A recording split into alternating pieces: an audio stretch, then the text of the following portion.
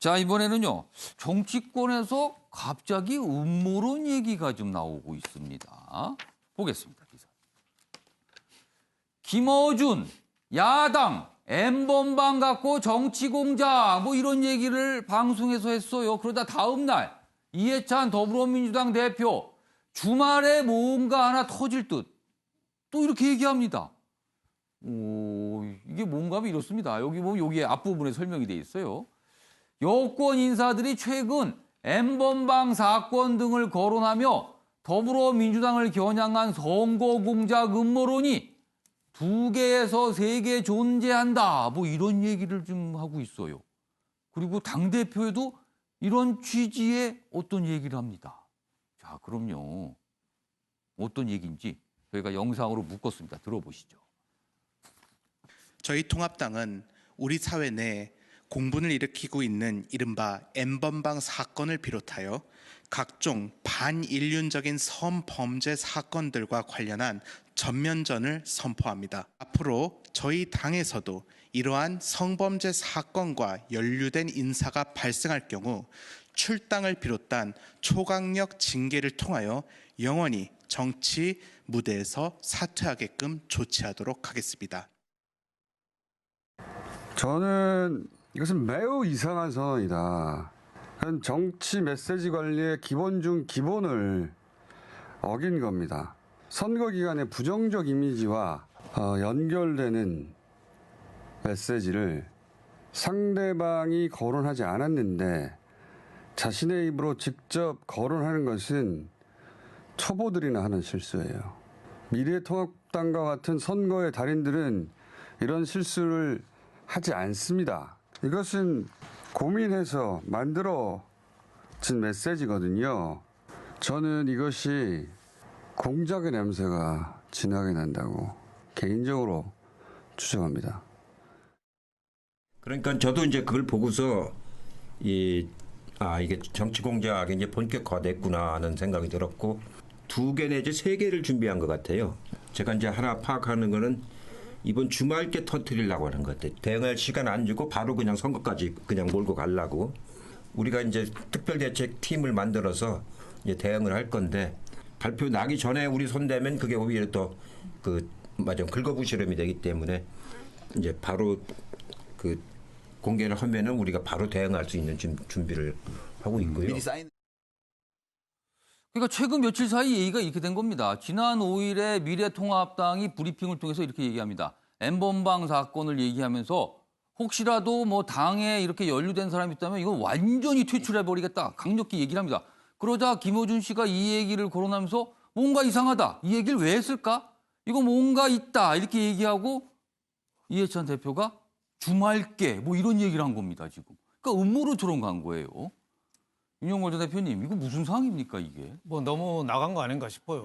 미래통합당에서야 당연히 할 수 있는 거 아니에요. N번방 전 국민이 분노하고 있잖아요. 조주빈 사건에 대해서. 거기에 대해서 우리 당도 관련돼 있으면은 퇴출시킨다. 지금 뭐 막말했다고 해서 벌써 2명째 퇴출시키는데 그거 얼마든지 할 수 있는 건데 그걸 갖고서 그 친여 뭐 김어준 씨인가요? 뭐 이분은 뭐 음모 냄새가 난다. 원래 음모설을 많이 주장하던 분이죠, 항상. 근데 이해찬 보시는 거네요. 이해찬 대표도 뭔가 좀 불안하다. 뭐 주말에 터뜨릴 것 같다. 이런 얘기는 지금 집권당이 코로나 이 선거판을 코로나로 뒤엎으면서 좀 유리하다는 분석이 좀 나오잖아요. 거기에 대해서 약간의 위기의식도 있는 거 아니냐. 뭔가 지금 N번방이라든지 여러 가지 지금 뭐 그 신라젠이라든지 여러 가지 스캔들이 뭐 게이트 조짐이 있는 게 여러 가지 좀 회자가 되고 있잖아요. 그 중에 하나가 터지면 옛날에 왜 이회창 그 대선 후보 때 김대엽 병풍 나오듯이 확 터지면 수습도 못하고 그냥 선거판에 바로 들어갈 수 있다. 뭐 이런 뭐 불안감 때문인데 좀 뭐 그 불안감에서 예방주사? 예방주사 계속 얘기하잖아요. 예방주사 성격이 나와도 그걸 막기 위해서 예방주사 성격이 좀 있는 거 아닌가 하는데 지금 정치판을 너무 이번 선거에 뭐 보면 기호하고 돈하고 진영밖에 없는데 저런 얘기를 집권당 대표가 자꾸 해서 판을 좀 음모설로 흐리는 거는 그렇게 좋지 않다 이런 생각이 좀 듭니다. 지금 마지막까지 좋은 선거 캠페인 공약 이런 걸 내기 위해서 좀 더 좀 신경 쓰고 부동층을 잡기 위해서 예. 더 좀 노력을 해야지 예. 저렇게 음모설이나 슬슬 흘리고 저는 뭐 좋은 선거 태도라고 볼 수 없습니다. 자, 민주당의 몸담 국회의원 정우택 변호사. 네. 지금 이해찬 대표가 뭐 주말께 얘기하고 그다음에 뭐 당내 이런 대책 조직 뭐 이런 얘기를 했어요. 이거 네. 어떻게 된 겁니까? 뭐 저도 뭐 팩트는 정확히 모르겠는데요. 지금 뭐 예. 예방주사 말씀하셨지만 약간 그런 기미는 조금 보이는 게 예. 사실은 이게 과거에 우리 선거 때 보면 약간 이제 뒤지는 측에서 막판에 뭐 한방 많이 이제 유혹이 있거든요. 예. 그래서 과거에 보면 북한발이 제일 많았어요. 북풍 뭐 이런 거고. 그 다음에 어찌 보면 검찰발이 많은데 지금 아마 검찰에서 수사를 발표하거나 뭐 이럴 것 중에는 아마 엠번방 사건이 가장 관심인 것 같고요. 그다음에 뭐 선제적으로 지금 뭐 제명하겠다 하면 이런 퇴출시키겠다는 얘기도 있었지만 어떤 얘기가 있었냐면 그 버닝썬에 있던 김상교 그분이 아마 그 당 대책위 멤버 들어가서 예. 이런 얘기를 했어요. 민주당 고위 관계자를 만나는데 묵살했다. 아, 뭔가를 자기가 제보하고 했는데. 이런 얘기를 했습니다. 그러면 그다음에 또 한 가지 저희들이 의미 있게 보는 게 지난번에 이제 예. 채널A 기자하고 MBC의 얘기 나올 때 예. 3월 말 4월 초에 뭔가 해야 된다. 그때도 얘기하면 뭔가 여권 관계자에 대한 거를 뭔가 이제 얘기를 해야 된다. 한마디로 얘기하면 그거거든요. 그러니까 선거에 좀 영향을 미쳐야 된다. 이런 뉘앙스로 얘기한 거잖아요. 그러니까 일련의 사건들이 보면 예. 약간 총선을 앞두고 검찰이라든지 아니면 이런 데서 뭔가 엠번방이든 아니면 지금 예. 그때 채널A 기자도 보면 여권 인사와 관련된 그런 사건을 제보할 수 있다 이런 내용이었잖아요. 좀 예. 얘기해라 이런 얘기했으니까 그런 거 의도가 있는 게 아니냐라고 약간 의심을 하는 것 같습니다. 이거 상당히 묘한 거예요. 통합당에서 먼저 브리핑해서 우리 당의 인사가 만약에 연루됐다면 가만두지 않겠습니다라고 강력히 얘기를 하니까 이거를 여권 내에서 왜 선거 앞두고 저런 얘기를 할까? 이상한 거 아니야? 우리 겨냥하는 거 아니야? 뭐 이런 반응인 거예요. 그러다 또 여기 또 반응이 있네요. 통합당이 8일 반응을 냈다고 기사에 소개돼 있는데 여당은 연루자 확인 시 자체 조사에 나서겠다거나 퇴출하겠다고 다짐하는 게 정상인데 왜 그러느냐? 또 이렇게 또 받아쳤습니다. 그래서 이게 뭐 음모론이 갑자기 나타난 것 같고 지금 수사는 검찰에서 하고 있는데요. 지금 여러 가지 얘기했습니다. 그럼 주말 얘기를 해서 많은 분들이 주말까지 뭐 기다려보면 알겠네. 이렇게 또 얘기도 하십니다, 지금. 뭐 상황이 좀 묘하게 가고 있어서 좀 소개해 드렸습니다. 자, 이번에는 사회 분야 기사를 좀 넘어가 보겠습니다. 자, 여기 보시면요. 총장 직인 인주 썼다. 뭐 이런 설명에 정경심 지금 재판받고 있죠. 뭔가 아쉽다. 뭐 이런 뜻인가요? 이런 녹취록이 재판에서 공개가 됐어요. 여기 보면 동양대 직원과 대화 공개됐다. 뭐 이런 내용인데요. 뭐 내용이 좀 복잡하긴 합니다만 이렇게 됩니다. 여기 보면 이 부분 좀 봐주세요. 이 녹취에 따르면 정 교수는 이 동양대 직원에게 직인과 관련해서 자꾸 물어봅니다. 직인.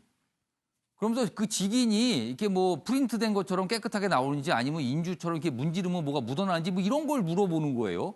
그래서 정 교수는 이런 가능성은 없는 거죠. 이미지를 가져다 엎어가지고 찍거나 그럴 가능성은 아예 없는 거죠. 막 자꾸 이런 걸 물어봐요. 근데 이 직원은 그렇게 뭐 발급하는 경우는 없고 반드시 직인을 찍습니다. 그러니까 이렇게 묻어납니다. 뭐 이런 설명을 하는 거예요. 그런 녹취록이 공개가 됐어요. 그리고 다음 기사 하나 더 있습니다. 자, 여기 보시면 키스트 한국과학기술연구원. 여기서 보면 또 이 인턴 확인서가 또 논란이 됐잖아요. 근데 이 키스트 소장 초등학교 동기 정경심 믿고 딸 인턴 확인서 써줬다라고 진술을 합니다. 그러니까 요청을 했다는 거예요. 써달라는 식으로. 그런 얘기를 했고요. 그리고 여기 보면 그렇습니다. 여기 보면 확인서를 써달라는 요청을 받고 이를 써줬다라고 얘기했고요. 이 아랫부분입니다. 검찰 증거에 따르면 정 교수는 이 소장에게서 받은 확인서를 2차례에 걸쳐 편집 가공했다. 그리고는 제출한 겁니다. 의학전문대학원에. 그리고 이 소장, 요청을 받은 소장은 그렇게 쓸지 몰랐다. 깜짝 놀랐다. 이런 또 반응을 보였어요. 이재진 교수님, 뭐 네. 제가 소개해드리긴 했는데 좀 복잡합니다. 이게 어떻게 된 겁니까? 지금 어제 재판에서. 그 재판에서 이제 두 가지 쟁점이 있었던 것 같아요. 예. 그래서 하나는 녹취록 하나, 그리고 두 번째는 우리 키스트라고 한국과학기술연구원의 예. 초등학교 동창 정경심 예. 교수의 동창이 이제 인턴 확인서를 이제 발급을 했다라고 하는 것과 관련된 내용이었는데요. 첫 번째 동양대학교의 그 박모 팀장이라는 그 인사와 관련된 교원 인사 팀장이라고 하는데요. 교원 인사 팀장과 정경심 교수가 지난해 9월에 이제 전화로 이제 통화를 한 내용이 녹취가 된 것을 이제 제출했다는 거예요. 그래서 그걸 증거로 제출이 된 그렇습니다. 거죠. 그래서 그 내용을 틀어주었더니 보니까 정경심 교수가 이거 스캔으로 해서 포토샵 같은 것으로 해서 상장에다가 그냥 도장 안 찍고 하는 것이 가능하냐라고 했더니 모든 상장과 표창장 등 총장의 직인이 들어가는 것은 정식으로 인주가 들어간다라고 하는 이야기를 했던 것이었던 거죠. 그래서 그 부분에 대한 녹취록이 이제 공개가 된 것이었던 그러니까 것이었고요. 이 얘기 된 거. 집에 수수증 있는데 그거는 인주가 아닌데 뭐 이렇게 또 이런 말까지 있는 거예요 지금. 네. 찍은 게 아닌 것 같다라는 얘기. 그렇습니다. 그렇지만 어쨌든 녹취록에는 그래서 그 부분에 대해서 스캔으로 해도 되느냐라고 하는 부분을 계속 질문을 했더니 그렇지 않고 어쨌든 인주를 찍어야 된다라는 이야기를 했던 것이었었고 두 번째는 이제 키스트에 있는 교수가 이제 정경심 교수하고 초등학교 동창이었죠. 그래서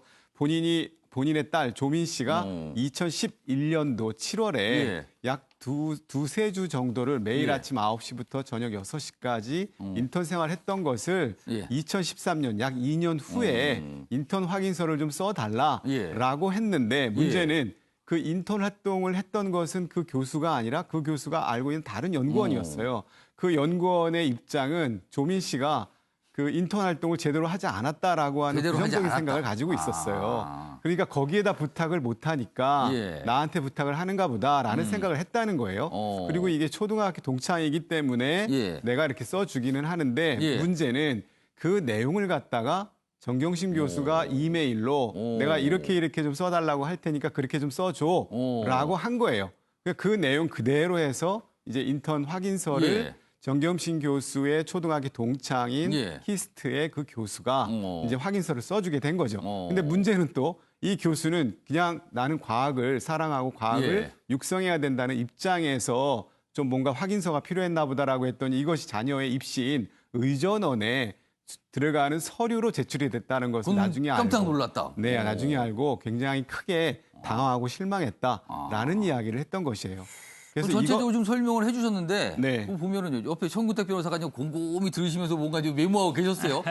두 가지 내용이 나왔는데 가만히 보면 이게 정경심 교수에게 다 불리할 수 있는 내용인 것 같아요. 불리한 내용이죠. 지금 아마 키스트 인턴 증명서는 뭐 불리한 게 명백한 것 같습니다. 왜냐하면 찍어준 사람이 나는 이게 썼는데 나중에 아마 변경이 된 것 같다. 약간 다르게 사용이 됐고 이게 개인적인 차원에서 뭔가 확인만 해준 건데 이게 약간 좀 문서처럼 썼다 뭐 이런 문제예요.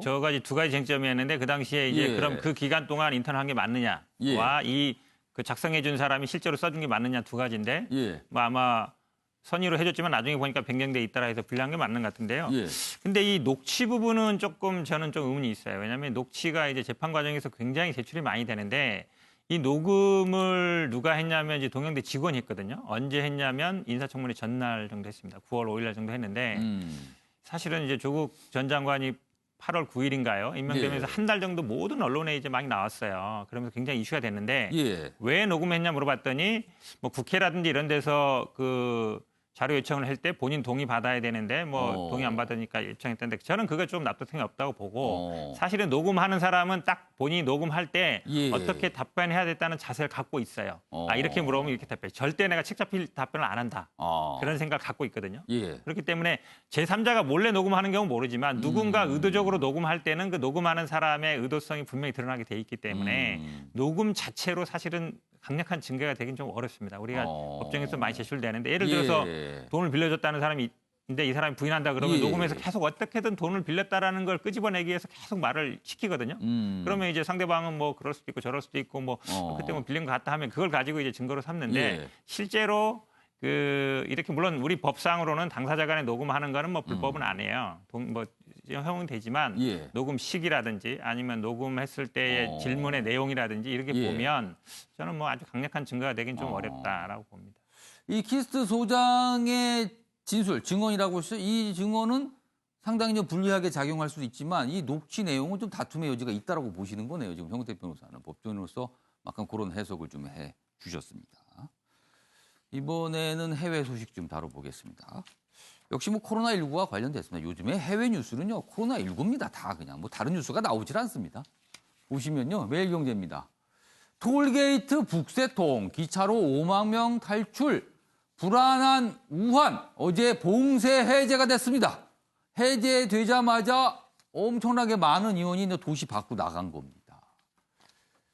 76일 만에 빗장푼 우한 이렇게 소개돼 있는데요. 여기 보면 뭐 중국에서 어느 정도 뭐 코로나19를 잡았다고 하니까 뭐 봉쇄 조치 해제했다. 뭐 딱 그거는 어떻게 보면 그냥 그 자체로 이해할 만합니다. 그런데 우리와 관련지어서 생각해 보면 또 걱정되는 게 있다는 거죠. 보시죠.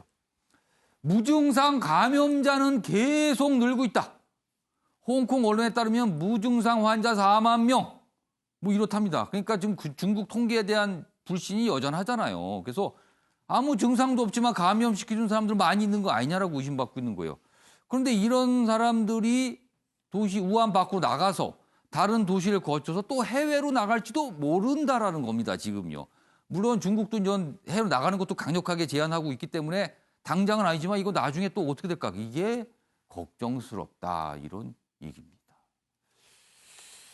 박찬 교수님, 네. 뭐 쓸데없는 걱정인가요? 아무튼 걱정을 할 만한 거야. 이거는 어떻게 보세요? 글쎄요. 이게 코로나는 예. 이게 새로운 질병이잖아요. 예. 그러니까 뭐 지금도 완치됐다가 다시 예. 감염되신 분들이 나타나고 있는 상황이기 때문에 예. 뭐라고 참 이제는 다 끝난 상황이니까 뭐 그분들 어디든 가셔도 상관없겠다 예. 이렇게 얘기하기에는 예. 뭔가 좀 불안해요. 아직도 확인되지 않았기 때문에. 그래서 조금 지금 우리나라도 여전히 예. 이 무안 쪽에서 오시는 분들 입국이 금지돼 있거든요. 예. 여전히 유지가 되는데 이 사태가 좀 세계적으로 끝나기 전까지는 예. 이 부분은 아마 좀 유지가 돼야 되지 않을까. 돌다리도 두드려가면서 예. 건너야 되는 게 코로나 대응법이 아닌가 싶습니다. 사실 중국이 이 코로나19의 시작점이기 때문에 여기서 벌어지는 일에도 굉장히 많은 나라들이 관심을 두고 있는 겁니다. 그래서 이런 조치들도 기사로 다뤄지고 있습니다. 다음은 미국 얘기 좀 보겠습니다.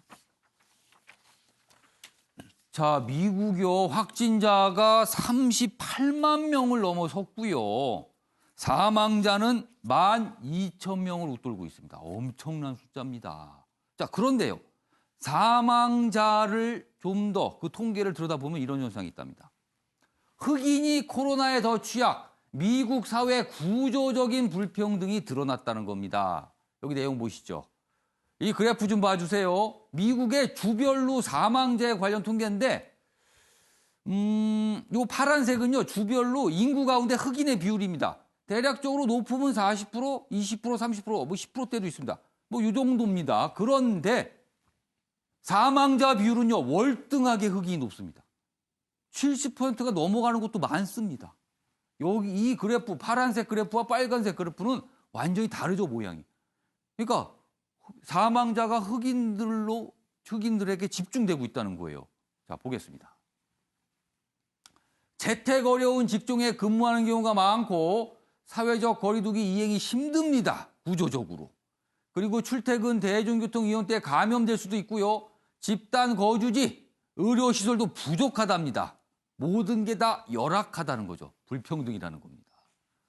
윤영걸 전 대표님, 사실 이 코로나19 상황에서 미국의 진짜 아픈 점, 민낯을 좀 봤다 이런 평가 있습니다, 지금요. 그렇죠. 뭐 미국의 뭐 피터 자이안이라는 사람 책 쓴 예. 거 보면은 미국이 세계에서 최고 안전한 나라라고 잔뜩 써놨어요. 대서양 태평양에 딱 막아주죠. 예. 그래서 외적 침입도 없죠. 밑으로는 멕시코 있죠. 자원 풍부하죠. 예. 미국은 세계랑 문 닫아도 얼마든지 살 수 있는 나라라고 큰소리쳤는데 예. 보니까 그렇지 않잖아요. 미국이 어떻게 보면 오만화에서 38만 명, 12,000명까지 죽을 정도로 이렇게 예. 어떻게 저렇게 됐는데 그중에서도 저렇게 아픈 대목이 예.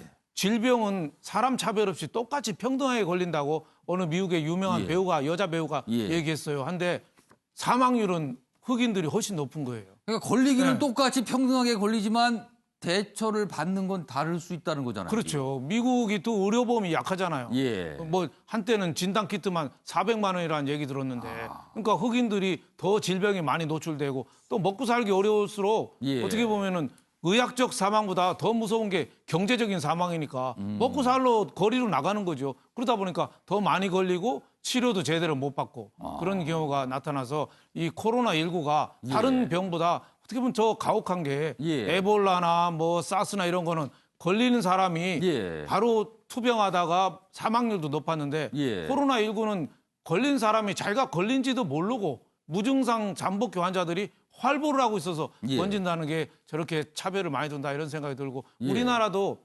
남녀 비율을 보니까 예. 여자들이 코로나 걸릴 확률이 60%고 남자 40%예요. 여자가 더 높아요. 왜 그러냐면 가족들하고도 더 대화도 많이 하고 남들하고 더 가까이 대화를 하잖아요. 그러니까 더 많이 걸리는데 사망률은 또 남자가 훨씬 높아요. 남자가 그만큼 유전적으로 좀 취약한 거 아닌가 생각이 됩니다. 그러니까 미국의 전문가들 그렇습니다. 흑인의 경우는 사회적 거리두기, 이른바 먹고 살기 위해서 사회적 거리두기 하기가 어렵기 때문에 그런 곳에 이유가 있다는 분석까지 소개가 되고 있습니다. 자, 아침의 매일경제 오늘은 여기서 마치겠습니다. 시청해 주신 여러분 고맙습니다.